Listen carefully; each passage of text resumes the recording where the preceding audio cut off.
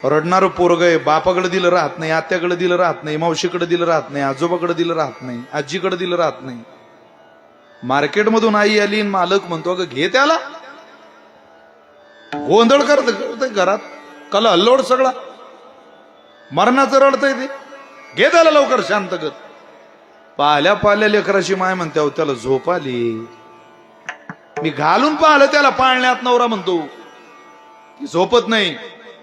आई म्हणते पा कसं झोपत नाही. तिनं लेकरू हातात घेतलं आणि पाळण्यात घातलं. जगातली प्रत्येक आई आपलं लेकरू ज्या वेळेला पाळण्यात झोपवते त्यावेळेला असा एखादा उच्चार गाते की जो जगातल्या कोणत्याच तत्ववेत्याला कागदावरती लिहिता येत नाही. असं काहीतरी म्हणते, विशिष्ट आवाज काढते. कोणता आवाज काढेल सांगता येत नाही वा, पण आवाज काढते. तो आवाज त्या पोरानं ऐकला की त्याला समजतं रे आपल्याला झोपवायला आपली आई आली. ज्ञानोबा रे त्या आवाजाला काय म्हणतात ज्ञानेश्वरी? 17वीचे स्तन्य देशी अनुआताचा हल्लरुगाशी समाधी बोधी निजविशी बुजावनी. आईच लागते महाराज. ज्ञानोबा रे सारखी माय. आळंदीत आल्यावर टेलर कडे कपडे टाकायची, कपडे शिवायची जेवढी घाई होते तेवढी जरी घाई ज्ञानोबारांच्या दर्शनाची झाली तरी आपला उद्धार होईल महाराज. तेवढी घाई. तरी तर अडाणी अशिक्षित माणसं आली, फक्त मस्तक समाधीला लागलं. कुठं होते कुठं गेले पहा तुम्ही. तयारच कलाच आहे. स्वामीच्या हाताखाली तयार झालेला पोरगा मी दुरून ओळखतो वाजवणार. दुरून वाजवायच्या अगोदर बरं, त्याच्या चालीवरून त्याच्या मोकळ्या बोलण्यावरून कोणातही गेलं की मिसळला समजाव स्वामीचा आहे. एकदम फोगीर ओळखू येत नाही. कला खूप चांगली आहे पण मिसळताच येत नाही समाजात. नुसती कला शिकवण्याकरता आळंदी नाही, वागणं बोलणं राहणं हे सगळं शिकवणारी आळंदी. जसं एका खोडकर 2 पोरं, त्या खोडकर पोरांच्या बापाकडं एक व्यक्ती आला आणि तो म्हणे तुमच्या पोरानं माझ्या पोराला दगड मारला राव. त्या माणसाने काही लक्ष दिलं. तो म्हणे का हो तुम्हाला कळत नाही? अरे मी सांगतोय तुमच्या मुलानं आमच्या पोराला दगड मारला. अरे काय तिसऱ्यांदा सांगतोय आमच्या पोराला दगड मारला. मग काय झालं दगड मारला तर? बऱ्यानं बरं झालं. कुठं लागला? लागला नाही म्हणे, काना जोडून गेला. तो म्हणे मग ते पोरगा आपलं नाही.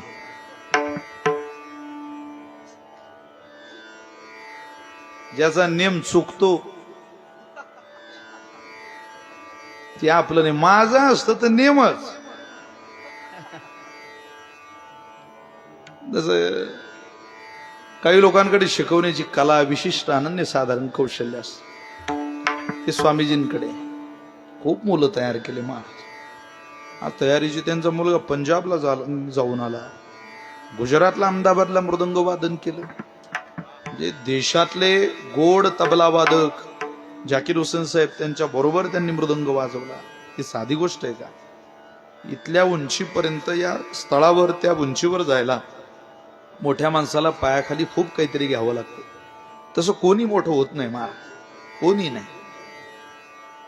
फक्त ज्ञानोबारायचे मोठे पण देऊ शकतात. महाराष्ट्रातल्या मृदंग वादकाचं भाग्य हे, मृदंग वादक खूप आहे पण त्या मृदंग वादकांना ज्ञानोबाराय वाजवण्याचं भाग्य मिळत नाही, तुकोबाराय वाजवण्याचं भाग्य मिळत नाही.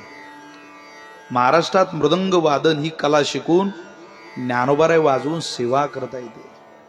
आयुष्य खूप मृदंग वाजवणारी माणसं आहे पण ज्ञानोबारायने वाजवता येत त्यांना.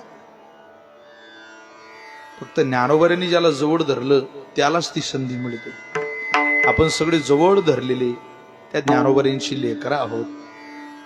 ज्ञानोबारांनी रेड्याला जवळ धरलं तर त्याच्या मुखातून वेद बोलवला, वदवला वेद.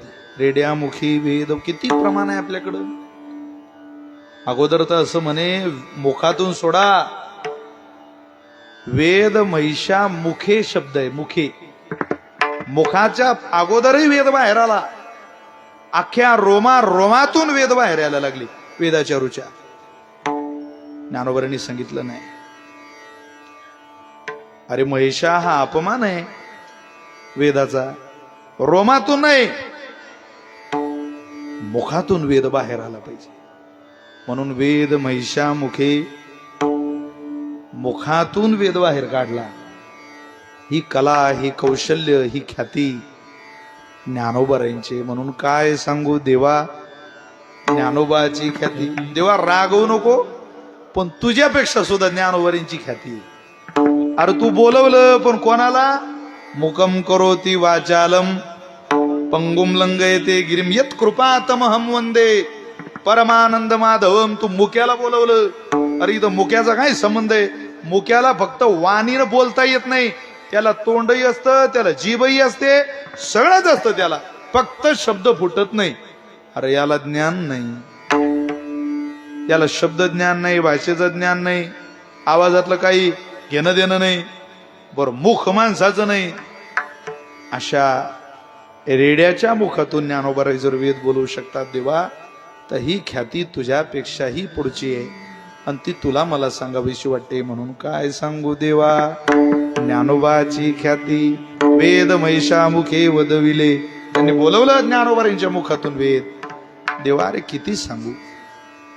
त्यांच्या स्वरूपाचं वर्णन, स्वरूप स्थितीचं वर्णन माझ्याकडून होत नाही. कोठवरी वानू याची स्वरूप स्थिती, चालविली भिंती मृत्तिकेची.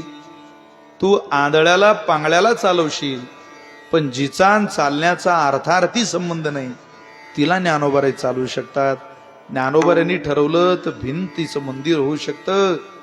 ज्ञानोबारांनी ठरवलं तर रेड्याची सुद्धा समाधी होऊ शकते. जा तुम्ही आळेफाट्याला, संतवाडीला, तिथे रेडेश्वराची समाधी. समाधी पुढे कीर्तन करावं लागतं. अख्ख्या विश्वात पशुला समाधी देणारे विश्वमौली ज्ञानोबारायच आहे. भिंत चालवणारे ज्ञानोबारायच आहे.